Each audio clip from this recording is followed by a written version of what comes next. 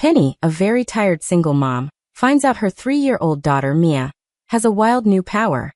Whatever she draws becomes real for a short time. While Penny is trying to understand why a solid purple apple just appeared on her table, Mia gets hold of a clothing catalog. She colors over a picture of a handsome male model, calling him Daddy. Instead of making a paper copy, the magic reaches across the country and teleports the actual, real-life human model straight into their kitchen. Now a very confused man named Leo is stuck in Penny's house. Together, they must deal with grocery trips ruined by scribbled dinosaurs and lopsided cats, while Penny tries to hide the magic, and worse, tries not to fall in love with him before he finds his way back to his glamorous life. They say love is unpredictable, and today's story proves it. Welcome to Romance Crave Stories, where every episode is full of passion, secrets, and emotional twists. Let's begin. Penny was tired. Not just the kind of tired where you need a short nap, but the kind where you put the milk in the cupboard and the cereal in the fridge. Being a single mom to 3-year-old Mia was the absolute best thing in her life, but it was also a massive amount of work. To keep Mia busy while she tried to drink her cold, day-old coffee, Penny handed her daughter a box of crayons and a stack of junk mail. "Draw Mommy a pretty picture, sweetie," Penny said, resting her heavy head on the cool kitchen table. Mia giboldeppili, grabbing a bright purple crayon. She started scribbling on the back of an old water bill. Penny closed her heavy eyes for just 1 second, hoping for a tiny bit of peace. Thump! Penny's eyes snapped open. Sitting right in the middle of the table, directly on top of the mail, was a purple apple. It was lopsided and had a green stem floating slightly to the left of it, exactly how Mia had drawn it on the paper. Penny blinked a few times, rubbed her eyes, and slowly poked the apple with her finger. It was solid. It felt like a real apple, but it smelled exactly like cheap grape candy. "Mia," Penny whispered, her heart beating fast in her chest. "Did you make this?" "Purple apple." Mia cheered, clapping her little hands. Penny stared at her sweet daughter. Then she stared at the purple crayon. "Okay, let's try that again. Draw a cup." Mia happily grabbed a blue crayon and drew a wobbly square with a silly handle. A single second later, a loud clink echoed in the quiet kitchen. A blue, uneven mug sat right next to the purple apple. It was missing a bottom, so it would not hold any coffee at all, but it was completely real. Penny panicked. Her toddler had magic hands. This was bad. What if she drew a fire? What if she drew a scary monster? Penny scrambled to grab the crayon box, but Mia was much faster. She had found a winter clothing catalog Penny had left on the nearby chair. "Daddy!" Mia yelled with joy. Penny froze in fear. "What?" "No, baby, we don't have a..." Mia was busy coloring right over a picture of a male model, wearing a cozy winter sweater. He had messy brown hair, a warm smile, and big shoulders. Mia quickly added a bright green hat and a yellow dog right next to him. Done. Mia slapped the paper hard. Before Penny could grab the shiny catalog, a bright flash of light filled the room. A loud crash followed. Penny fell back, knocking her chair over onto the floor. When she opened her eyes, she gasped out loud. There was a very real, very solid man sitting on her kitchen floor. He was the exact same man from the catalog, wearing the same cozy winter sweater. He was holding a half-eaten bagel in one hand and a smashed cell phone in the other. He blinked, shaking his head. He looked around the messy kitchen, completely shocked. "Where am I?" he asked, rubbing his head and opening his eyes wide. "I was just in a coffee shop in New York. And why am I wearing this weird green hat?" Chapter 1. Penny stared at the man sitting on her kitchen floor. He was real. He was breathing. He was also holding a plain bagel with cream cheese. I can explain," Penny stammered, though she really had no idea how to explain anything. Leo slowly stood up. He was very tall, which made Penny's tiny kitchen feel even smaller. He looked down at the bright green hat sitting on his head. He reached up to pull it off, but his hand made a loud crinkling noise. "Why does this hat feel like paper?" Leo asked, pulling it off and staring at it. It was completely flat on one side, colored with waxy green crayon. "And why do I smell grape candy?" Penny pointed a shaking finger at the purple apple on the table. "That would be the apple." Mia drew it. Leo looked from the flat paper hat in his hand, to the solid purple apple, and then to the 3-year-old girl sitting at the table. Mia smiled and waved a blue crayon at him. Hey. Mia chirped. Leo let out a nervous laugh. Okay. Very funny. Is this a joke show? Are the cameras behind the fridge? He started looking around the corners of the kitchen. I was just in New York. I was waiting for my coffee. How did I get here? You are in Ohio, Penny said softly. Leo froze. Ohio? I cannot be in Ohio. I have a photo shoot in Brooklyn in 2 hours. Penny grabbed the clothing catalog from the table and held it up. She pointed to the picture of Leo in the winter sweater, which was now covered in wild scribbles. My daughter has special hands. Since this morning, whatever she draws becomes real. She drew over your picture. I think she accidentally stole you. Leo stared at the catalog. Then he looked at Penny like she was completely crazy. Magic? You want me to believe a toddler used magic to pull me across the country? Look, lady, I don't know how I got here, but I am going to call a cab. He held up his cell phone, but the screen was shattered into 100 pieces from when he fell onto the floor. It was completely dead. Leo sighed and reached into his back pocket. His face went pale. He patted his front pockets. My wallet, Leo said, his voice sounding panicked. It was in my heavy coat. My coat is still at the coffee shop. Before Penny could offer to let him use her phone, a strange noise interrupted them. Arf. The sound did not come from a real dog. It sounded exactly like a tiny human trying to make a dog noise. Leo and Penny looked down. Standing by the stove was a bright yellow dog. It had a big smile, huge eyes, and only 3 legs. Puppy. Mia cheered. The yellow dog wagged its tail so hard that it lost its balance. It tried to run toward Mia, but because it was missing a front leg, it slipped on the kitchen floor and ran face first into the wall with a soft thud. It shook its head, sat down, and panted happily. Leo stared at the 3-legged dog. He reached out and touched its bright yellow fur. His hand came back with a smudge of yellow crayon on his fingers. He slowly stood back up and looked at Penny. His warm brown eyes were wide with shock. Okay, Leo whispered, running a hand through his messy hair. So, I am in Ohio. The yellow dog is real. And I have no money and no phone. Penny bit her lip. She felt terrible. This poor man was ripped away from his fancy life because her toddler wanted a dad. I am so sorry, she said. You can use my phone to call someone. And, you can stay here until we figure this out.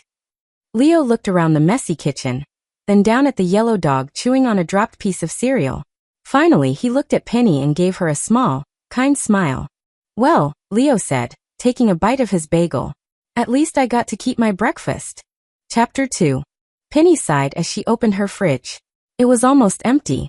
Leo was a tall, solid man, and one plain bagel was not going to be enough food for him. We need to go to the grocery store, Penny said. Penny tied her messy hair up using a soft crochet scrunchie she had made out of bright yay wool. She put a cute, handmade crochet bucket hat on Mia's head. Leo agreed to go, borrowing a pair of Penny's big sunglasses to hide his famous face from anyone who might know him. At the store, Penny pushed the cart down the aisles. She was so busy looking at Leo's nice smile and listening to his funny stories about his modeling jobs that she made a huge mistake. She forgot to hide the pens. While Penny and Leo were picking out fresh apples, Mia reached into Penny's open purse. She pulled out a blue ink pen and a very long, old receipt. Mia giggled quietly and started to draw. She drew a big green dinosaur with sharp bumps all down its back. Roar. A loud noise that sounded like a truck horn filled the store. Penny spun around. Sitting right in the middle of the fresh food aisle was a giant green, bumpy dinosaur. It was the size of a shopping cart, and it smelled strongly of blue ink. People in the store stopped and pointed. The dinosaur did not care. It waddled on its short legs right over to the bakery section and shoved a whole loaf of fresh bread into its giant mouth.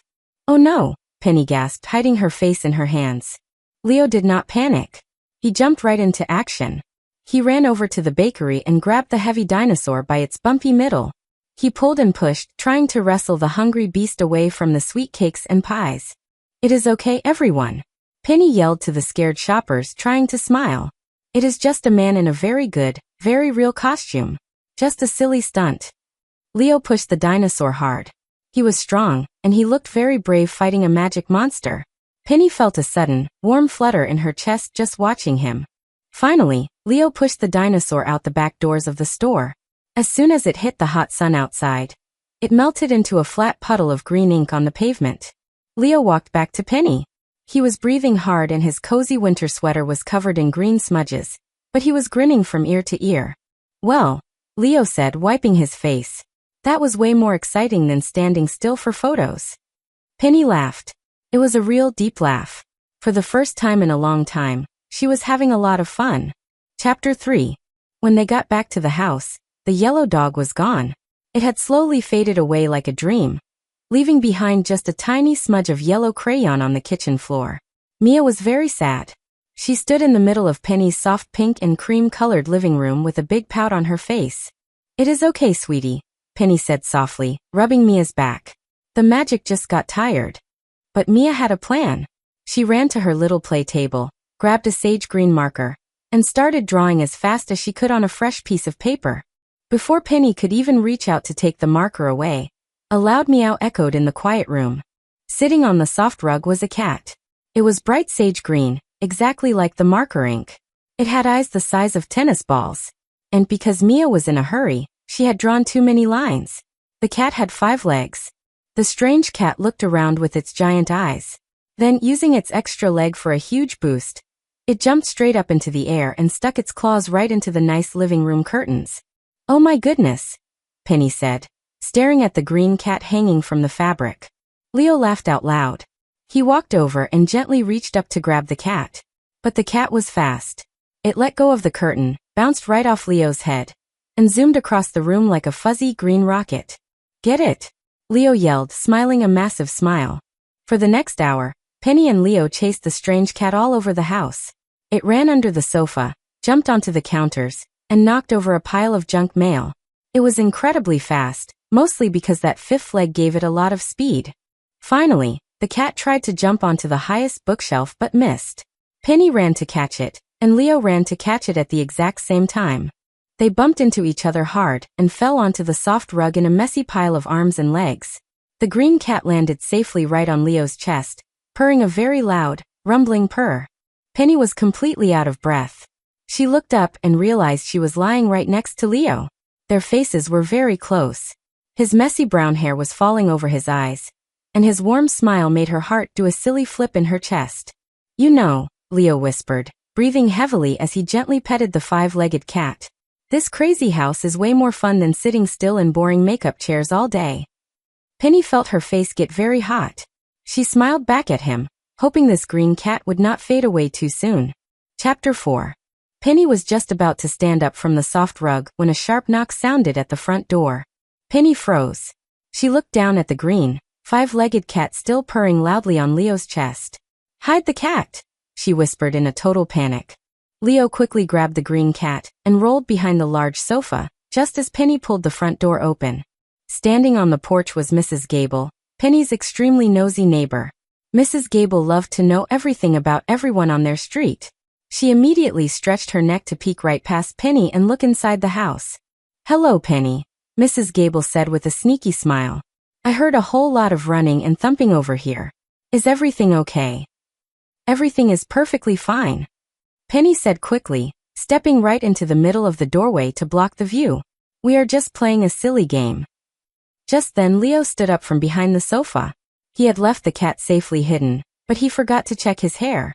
It was a messy, handsome disaster, and his cozy winter sweater was still rumpled from their fall on the rug. Mrs. Gable's eyes went completely round. She stared at the tall, gorgeous man standing in Penny's living room. "Oh my goodness," she gasped. "Penny, who in the world is this?" Penny's brain completely stopped working. She could not exactly say he was a magic paper model stolen from a winter catalog. She panicked. This is my new boyfriend." Leo did not even blink. He smiled his famous, perfect smile and walked right over to Penny. He smoothly slipped his warm arm around her waist and pulled her gently against his side. "Hello," Leo said in his deep, warm voice. "I am Leo. It is so nice to finally meet Penny's neighbors. She talks about you all the time." Mrs. Gable looked like she might faint from excitement. "A boyfriend? Well, he is very handsome, Penny. You kept him a secret." "I really did," Penny squeaked, her face turning bright red like a tomato.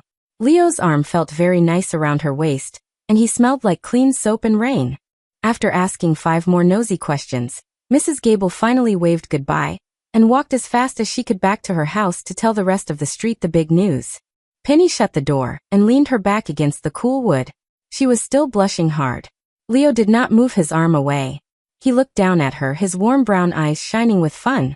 "So," Leo whispered softly, leaning his face just a tiny bit closer to hers. "I am your new boyfriend?" "It was the only thing I could think of," Penny whispered back. Her heart was beating as fast as the green cat running across the room. Leo leaned in even closer. Penny slowly closed her eyes. They were really going to kiss. Smack. Leo jerked his head back with a loud yelp.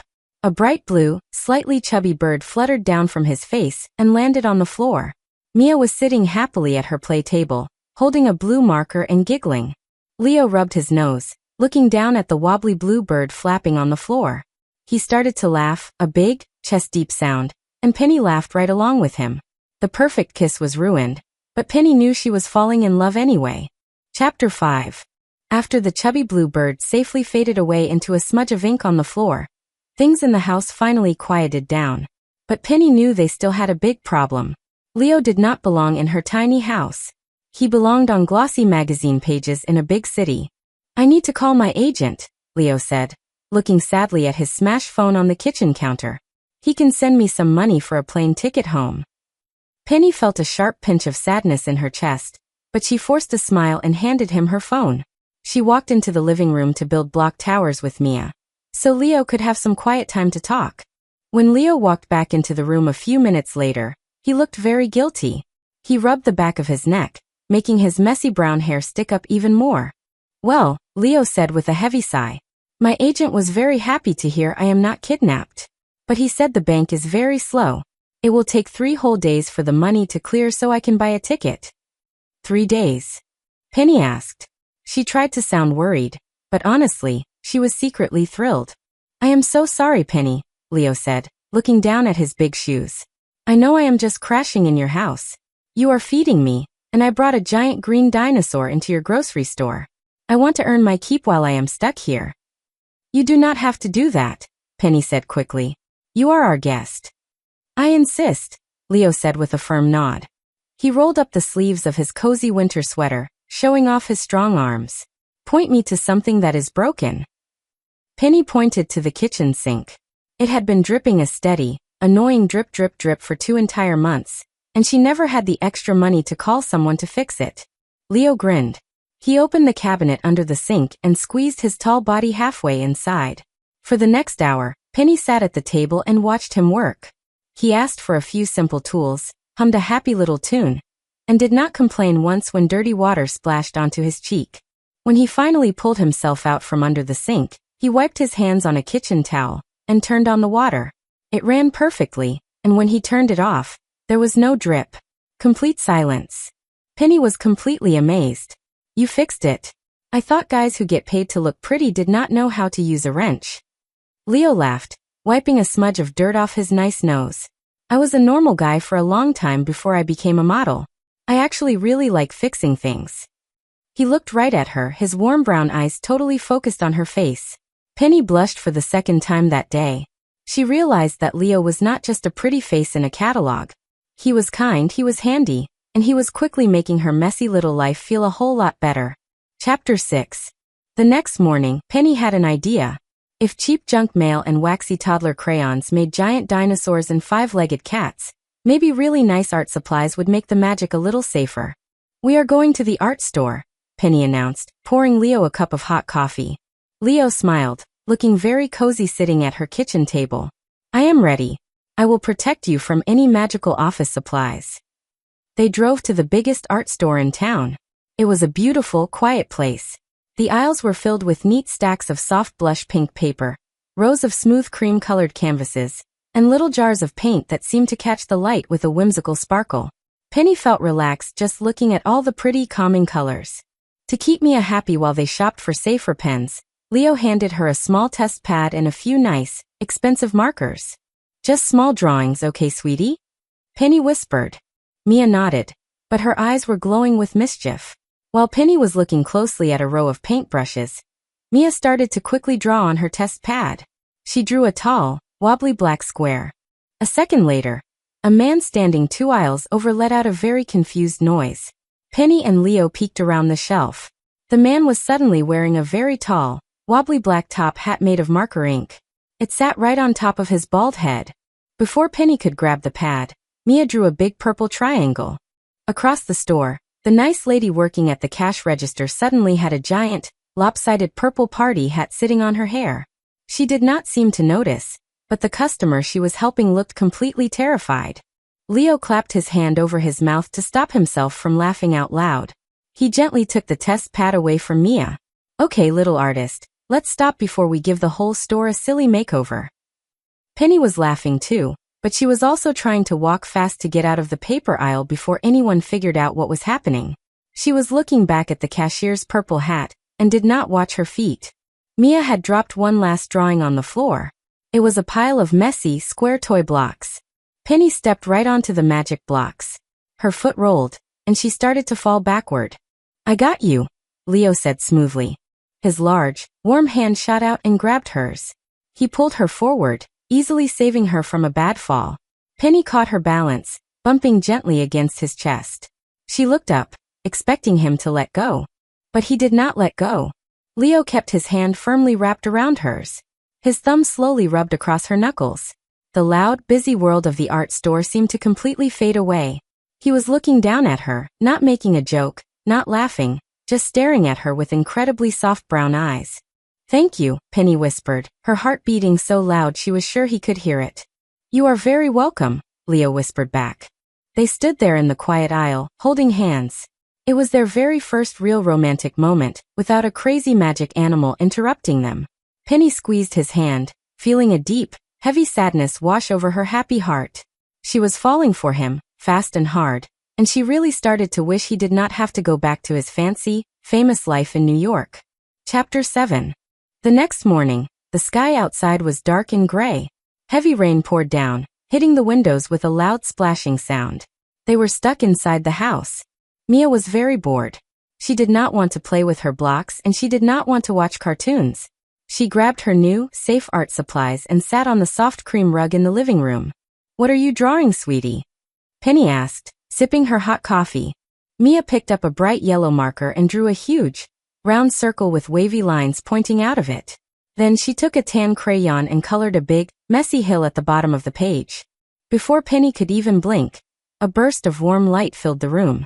Floating right below the living room ceiling was a glowing yellow sun. It looked exactly like a child's drawing, but it was giving off real, lovely heat. Below the sun, sitting right on top of Penny's nice rug, was a giant pile of soft, warm sand. "Beach," Mia cheered, jumping into the sand pile with both feet. Penny groaned, thinking about the mess, but Leo just laughed. He walked over to the kitchen counter, grabbed his dark sunglasses from the grocery trip, and put them on. Then he grabbed the stack of boring junk mail. "If we are at the beach," Leo said with a massive smile, "we need boats." For the next 2 hours, the living room turned into a sunny summer vacation. Leo sat in the sand with Mia, folding old bills and pizza menus into little paper boats. They pretended the blue rug was the ocean and sailed the boats around the magic island. Penny laid out a big, soft pink blanket next to the sand and sat down to watch them. The magic sun felt wonderful on her skin, completely chasing away the rainy day gloom. Eventually, all that playing made Mia tired. She curled up on the edge of the blanket and fell fast asleep. Leo carefully stood up, brushing the magic sand off his cozy winter sweater, and sat down on the blanket next to Penny. He pulled off his sunglasses. The bright, silly mood in the room slowly shifted into something quiet and serious. "You are very good with her," Penny said softly, looking at Mia's sleeping face. Leo smiled, looking down at his hands. "I had a lot of fun today. More fun than I have had in a very long time." "Do you not have fun in New York?" Penny asked. "You get to travel the world and take pictures. It seems like an amazing life." Leo sighed, a heavy, sad sound. "It looks amazing in the pictures. But most of the time, it is just me sitting alone in a hotel room, or flying alone on a plane, or going home to a perfectly clean, perfectly empty apartment. It is quiet. Too quiet." He turned to look at Penny. His brown eyes were wide and honest. "I love your loud, messy home, Penny. I love the magic dinosaurs and the silly cats. I love being here with you." Penny felt a lump form in her throat. She wanted to tell him to stay. She wanted to tell him that he never had to go back to an empty apartment ever again. But as she looked up, the magic yellow sun on the ceiling blinked. It was starting to turn clear, just like the purple apple had. Mia was asleep, so the magic was fading. Penny looked back at Leo. The sadness in her chest grew heavier. The magic sun was fading, and tomorrow Leo's plane ticket money would arrive. He was fading from her life, too, and there was nothing she could do to stop it. Chapter 8. The next morning, the magic sand was completely gone, leaving the cream rug just as clean as before. But the warm, happy feeling in the house had vanished with it. Leo's agent called right after breakfast. The money had finally cleared at the bank. His agent bought him a plane ticket for the very next morning because he had a big, important photo shoot in a fancy studio. When Leo told Penny the news, the whole house got very quiet and sad. Tomorrow morning, Penny repeated, staring at her cold coffee. Wow. That was fast. Yeah, Leo said. He was leaning against the kitchen counter, rubbing his hands together. He did not look like a famous model going back to his glamorous life. He looked like a very sad man who had just lost his best friend.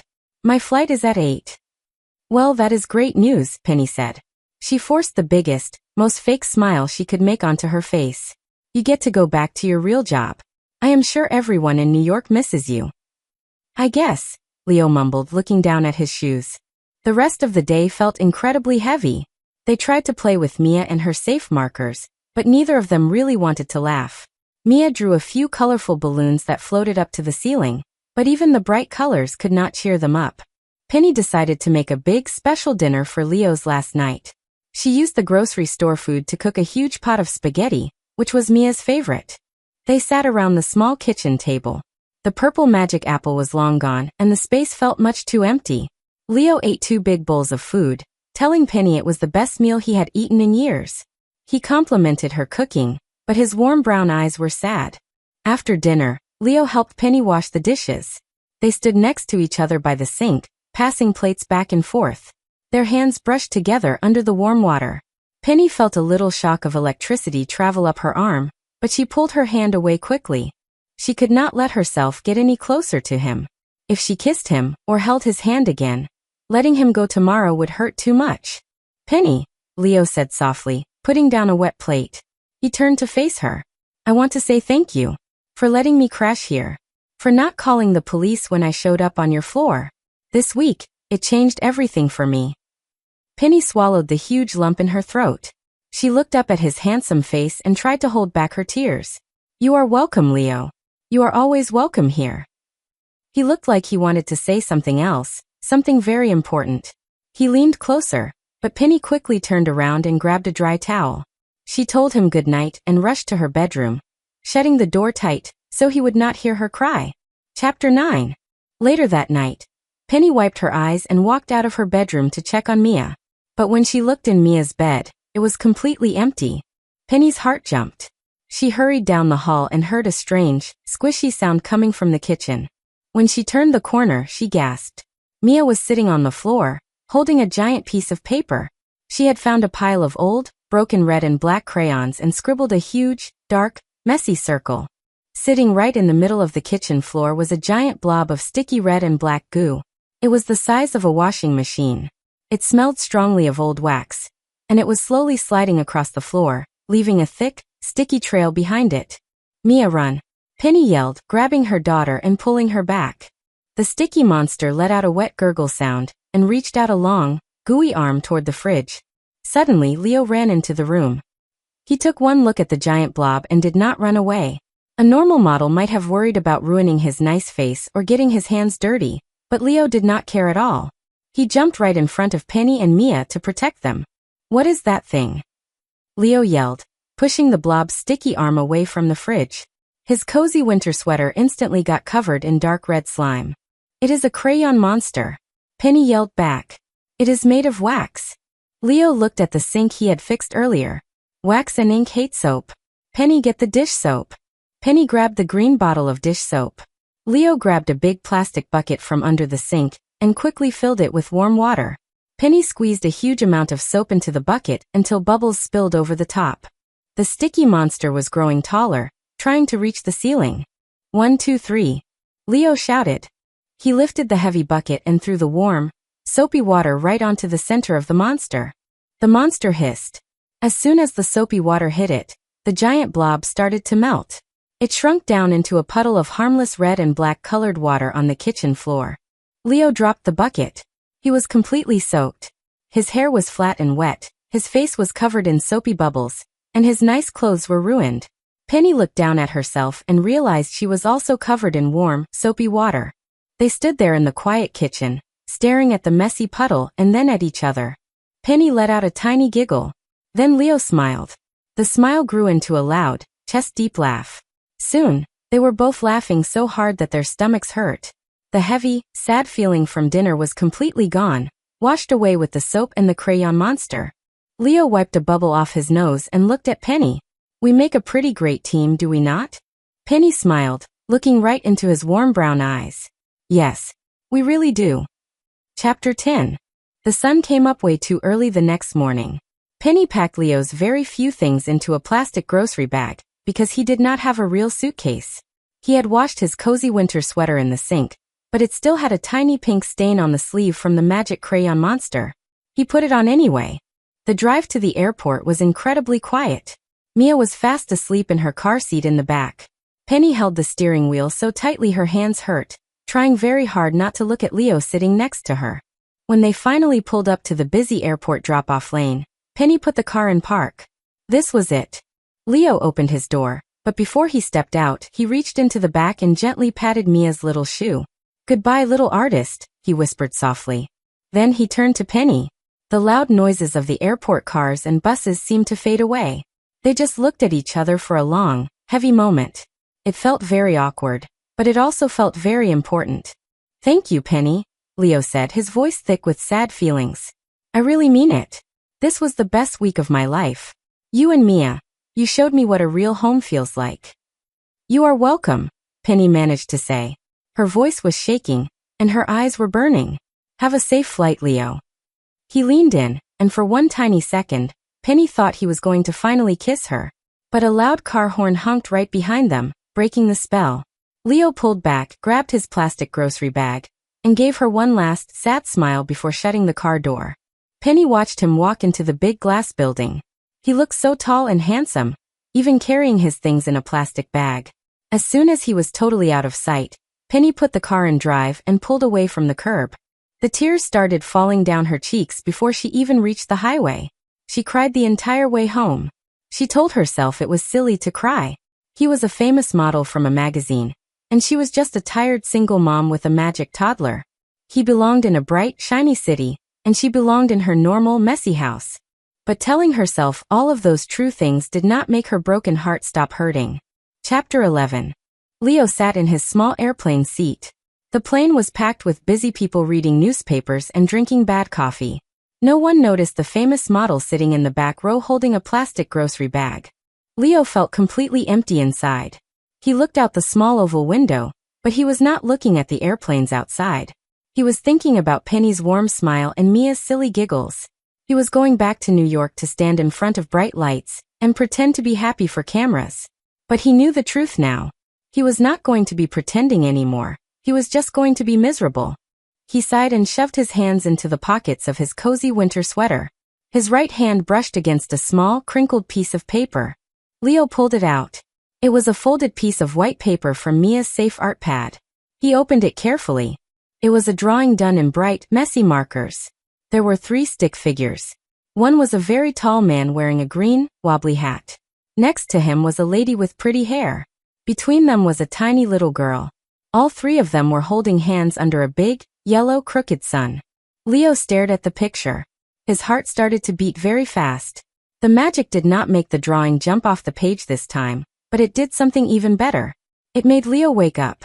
He realized right then that a fancy life in a big city meant absolutely nothing if he was lonely. He did not want a clean, quiet apartment. He wanted magic dinosaurs, crayon monsters, and a kitchen that smelled like cheap grape candy. Most of all, he wanted Penny. Attention passengers. The pilot's voice called over the speaker. We are about to close the cabin doors for takeoff. Please sit down. Leo's eyes went wide. He grabbed his plastic grocery bag and jumped right out of his seat. Excuse me, Leo said, squeezing past a grumpy man in a suit. I have to go. He ran down the narrow airplane aisle as fast as his long legs could move. The flight attendant was just reaching out to pull the heavy door shut. Wait, Leo yelled, waving his plastic bag in the air. I need to get off. The flight attendant jumped back in surprise. Leo squeezed through the door right before it clicked shut, completely ignoring the confused looks from the airport workers. He ran back into the loud, busy airport with a massive smile on his face. He was not flying to New York today. He was going home. Chapter 12. Penny was sitting at her quiet kitchen table. The house felt too big and too empty. She was holding the old winter clothing catalog, staring sadly at the picture of Leo. It was covered in Mia's wild, messy scribbles, but underneath the marker lines, she could still see his warm smile. She wiped a fresh tear away from her cheek and sniffled. Okay, Penny, she whispered to herself. Time to be a brave mom. No more crying over magic paper men. Suddenly, there was a loud, fast knock at the front door. Penny jumped. She wiped her eyes quickly and walked down the hall. She thought it was probably Mrs. Gable, the nosy neighbor, coming to ask where the handsome boyfriend went. Penny practiced her best fake smile and pulled the heavy wooden door open. Her breath caught in her throat. Standing right there on her front porch, completely out of breath and holding a plastic grocery bag, was Leo. His messy brown hair was blowing in the wind, and his cozy winter sweater still had the tiny pink stain on the sleeve. Penny just stared at him. Her brain forgot how to use words. You are supposed to be on an airplane. I got off, Leo said, breathing heavily. I ran all the way to the taxi stand.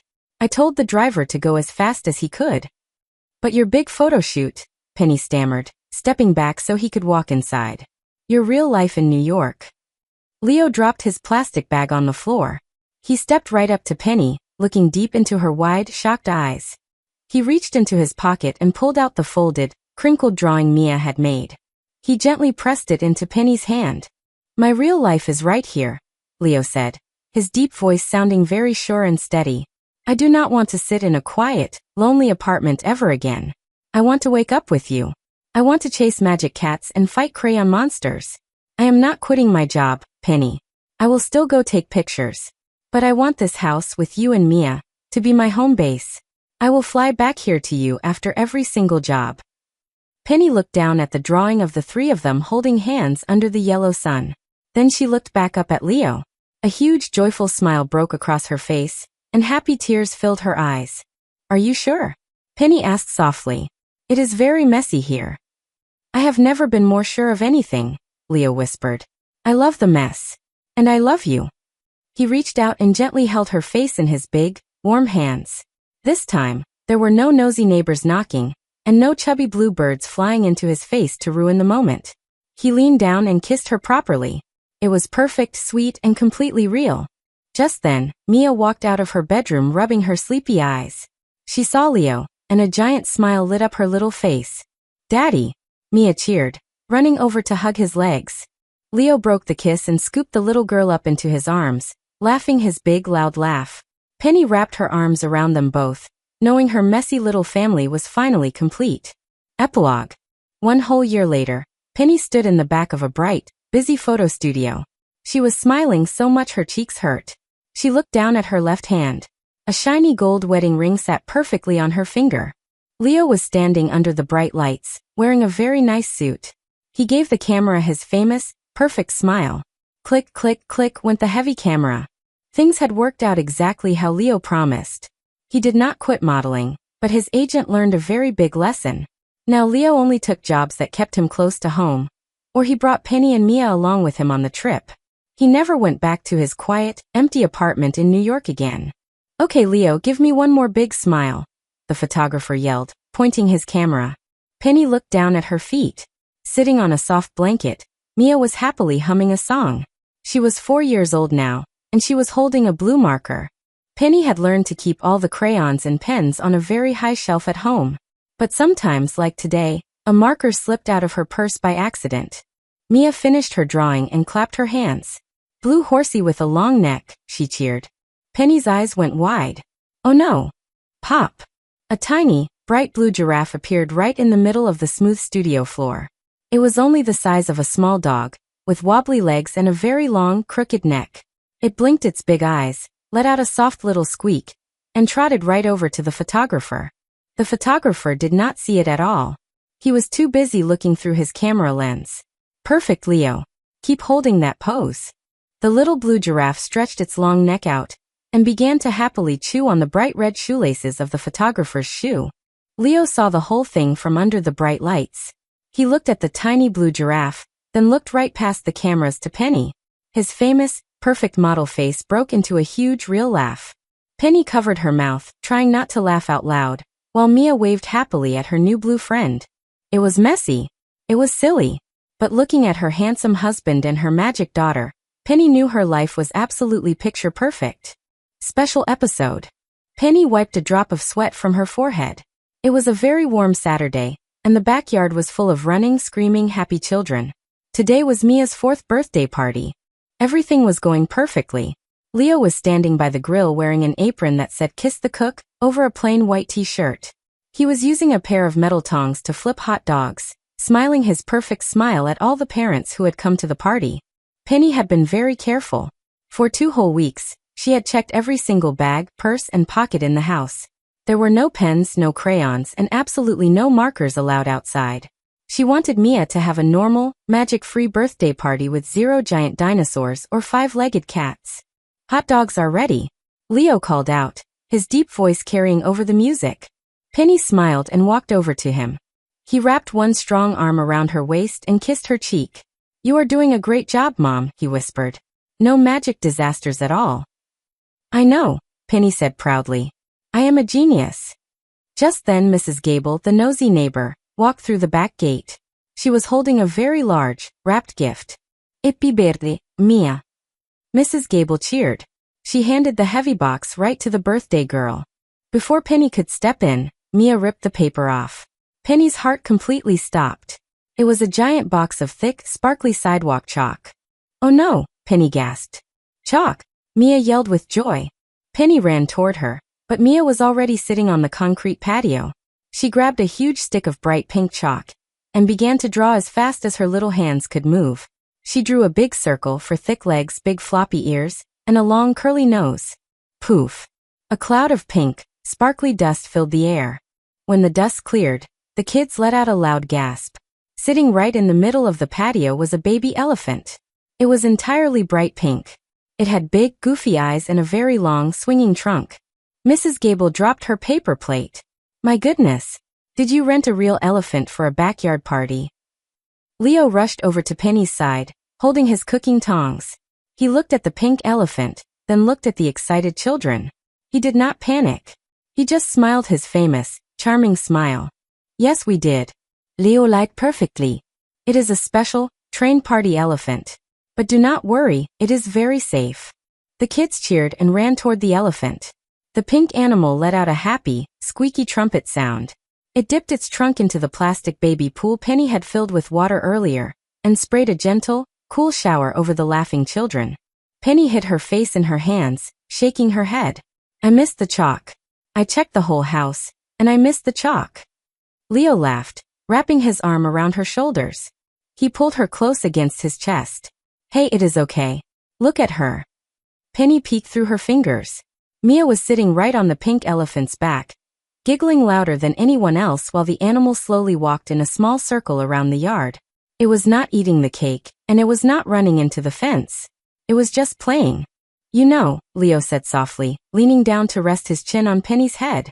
"When I was modeling, I went to a lot of very fancy parties. But none of them had a pink elephant that sprayed water." Penny finally relaxed. She leaned back against her husband and smiled. The magic was messy, and it was always a surprise, but it also made them the coolest parents on the whole street. 2 hours later, Penny clapped her hands. "Cake time. Everyone come to the table." As soon as Mia heard the word cake, she completely forgot about the pink elephant. She hopped off its back and ran to the table. Because Mia was no longer thinking about it, the magic simply stopped. The elephant let out one last happy squeak before it melted into a soft pile of pink, sparkly chalk dust right on the concrete patio. The other parents clapped, thinking it was a fancy magic trick. Leo lit the 4 candles on the cake. Mia closed her eyes and blew them out. Penny kissed Leo, knowing that even without the magic chalk, she already had everything she could ever wish for. That's where this love story ends for now. If you enjoyed this episode, don't forget to like, subscribe, and turn on notifications for more romantic twists. Tell me in the comments what will you have done. Until the next story, keep craving romance.